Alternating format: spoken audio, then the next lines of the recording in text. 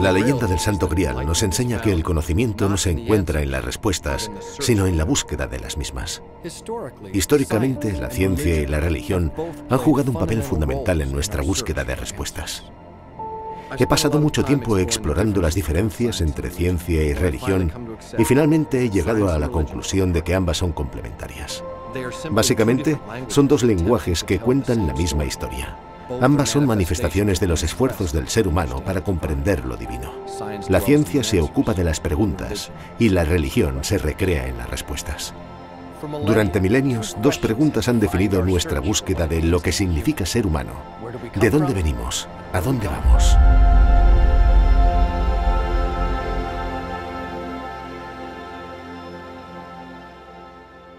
Desde el principio de los tiempos, la ciencia y la religión han competido por ser la fuente infalible a la cual la gente acude para conocer la verdad. Dependiendo de su educación, algunos encuentran milagros en las páginas de las Sagradas Escrituras y otros en las de las revistas científicas. En cuanto a mí, soy hijo de una organista de iglesia muy religiosa y un profesor de matemáticas agnóstico. Así pues, de pequeño, estuve perdido desde el primer día.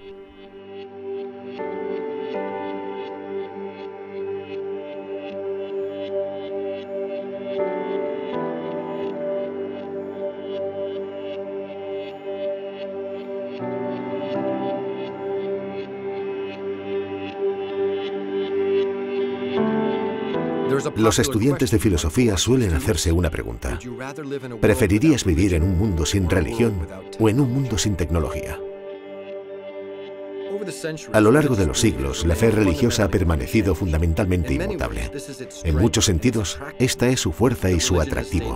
La religión ha permanecido firme, segura de sí misma, consistente, convencida de sus afirmaciones. Algunos buscan en la religión su guía moral y otros confían en ese sentido intrínseco de la ética que el ser humano posee de forma innata. En cualquier caso, resulta increíblemente peligroso creer que la versión propia de la verdad es absoluta, que de algún modo es infalible. Para nuestra supervivencia como especie, es necesario que nos instruyamos, hagamos preguntas difíciles y entablemos un auténtico diálogo, especialmente con aquellas personas con las que no estamos de acuerdo.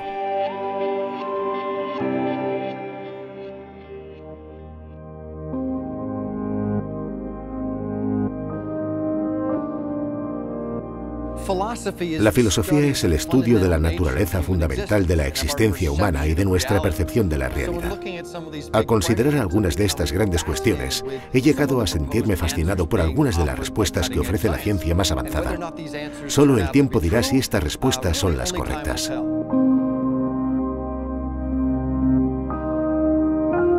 Recientemente un neurocientífico me dijo que si nuestros cerebros fueran ordenadores, la directriz fundamental podría resumirse en solo 4 palabras: rechazar caos, crear orden.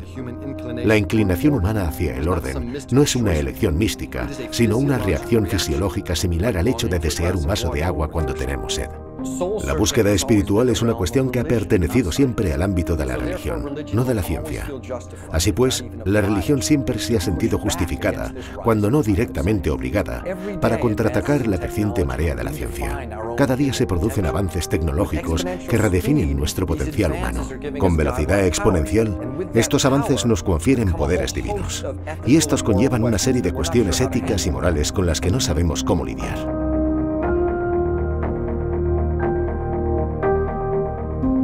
Con un poco de suerte, algún día los astrónomos encontrarán vida en otro planeta. O los físicos de partículas conseguirán entrar en contacto con un universo paralelo.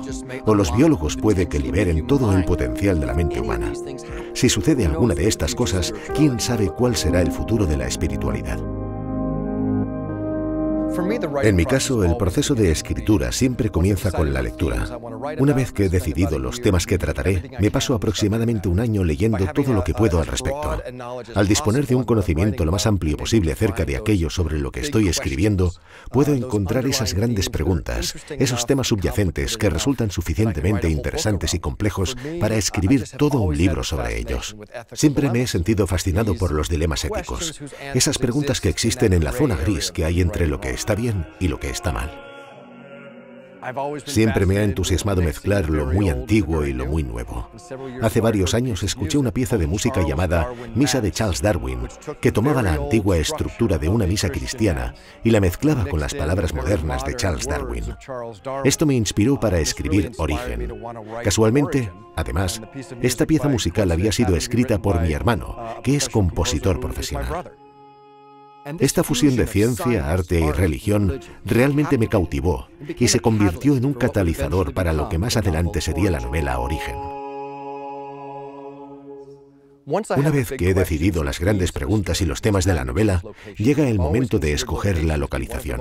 Siempre he creído que se trata de uno de los rasgos más importantes de una novela, de modo que elijo lugares que me parecen dramáticos o que me atraen personalmente. Para captar el ambiente del escenario de una novela, creo que no hay nada mejor que conocerlo personalmente. Además, supone un gran placer viajar a algunos de estos lugares exóticos.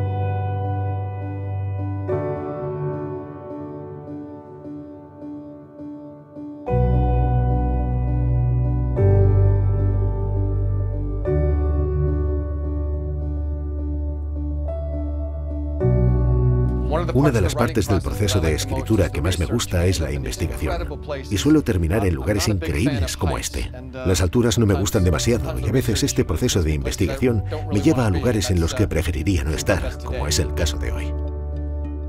Uno de los escenarios de España que más me fascina es la Abadía de Montserrat, este espectacular monasterio situado en lo alto de una montaña. Aquí los monjes pueden vivir en soledad y reflexionar sobre las grandes preguntas. La Abadía de Montserrat cuenta además con una de las bibliotecas más espectaculares que he visto nunca. Siempre he considerado España una tierra de hermosas paradojas. Es un país con mucha historia y gran tradición religiosa. Al mismo tiempo, sin embargo, cuenta con una gran visión de futuro y no deja de innovar en ciencia y tecnología. Por este motivo, cuando me dispuse a escribir una novela que mezclaba lo viejo con lo nuevo, lo antiguo con lo moderno, tuve claro que solo había un lugar en el que podía ambientar ese libro.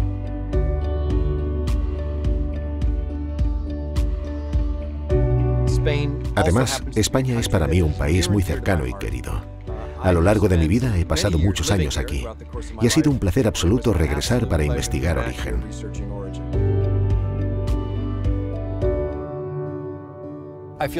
Me siento muy afortunado porque cuando vengo aquí puedo conversar con los conservadores y especialistas de algunos de estos lugares. La Casa Milà, Montserrat, el Centro Nacional de Supercomputación. Tengo la ocasión de conocer a personas que realmente conocen en profundidad esos lugares. Y todas ellas tienen en común que se aferran a sus convicciones, sean religiosas o científicas, porque de algún modo les ayudan a poner en orden su mundo. Una de las formas mediante las que los humanos creamos orden en nuestro mundo es el lenguaje, especialmente el lenguaje de los símbolos.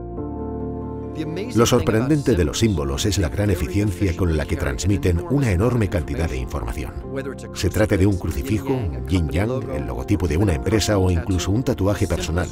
La imagen más simple puede representar toda una filosofía. En las antiguas religiones, el hecho de marcarse la piel se consideraba un rito de paso y se creía que al someterse a esa experiencia más bien dolorosa, uno sufría una transformación. Comprender el poder de los símbolos y las imágenes, el campo conocido como iconología, es la especialidad académica del protagonista de muchas de mis novelas. Robert Langdon es una combinación de muchas personas reales que conozco, todas ellas profesoras. Como me crié en el patio de un colegio, la gente que más respetaba de niño se dedicaba a la enseñanza. Y sigue siendo así. Con Langdon quería crear un héroe que fuera uno de ellos. Alguien que, en lugar de armas y karate, usa su mente y sus conocimientos para resolver las situaciones en las que se encuentra. Me parecía mucho más interesante.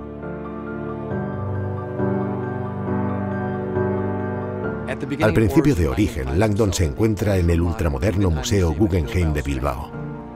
Se trata de un lugar entre cuyas obras de arte se incluyen un cachorro de 9 metros de altura hecho de flores, una araña viuda negra gigante cuyos huevos son una bolsa de cristal, o quizá una escultura hecha de niebla.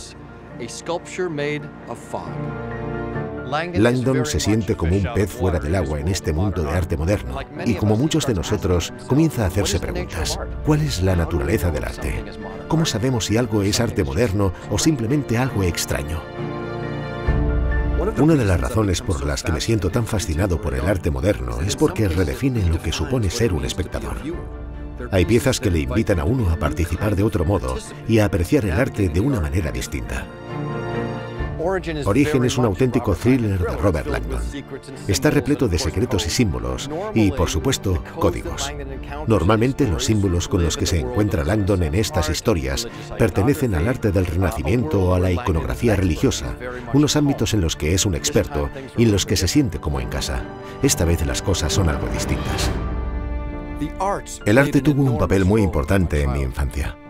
Mis padres optaron por no tener televisión e inculcaron activamente en sus hijos el amor por la pintura, la música y la escritura.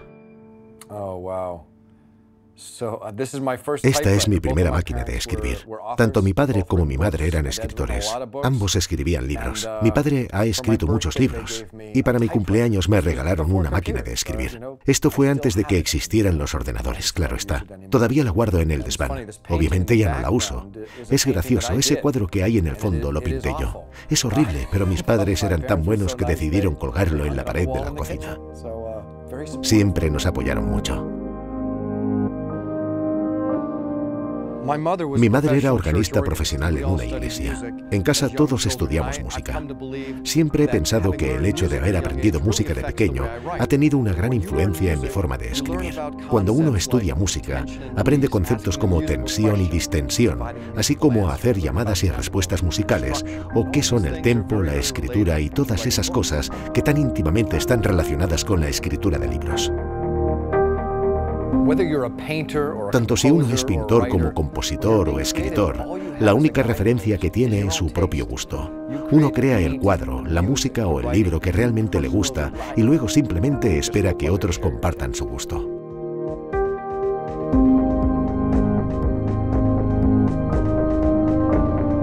Hoy en día ya no buscamos en Dios las respuestas a por qué las mareas suben y bajan o por qué se extienden las plagas. La ciencia ha respondido a esas preguntas, pero sí buscamos todavía en Dios la respuesta a ciertas preguntas que la ciencia nunca ha sido capaz de responder. ¿De dónde venimos? ¿A dónde vamos? ¿Qué sucede cuando morimos?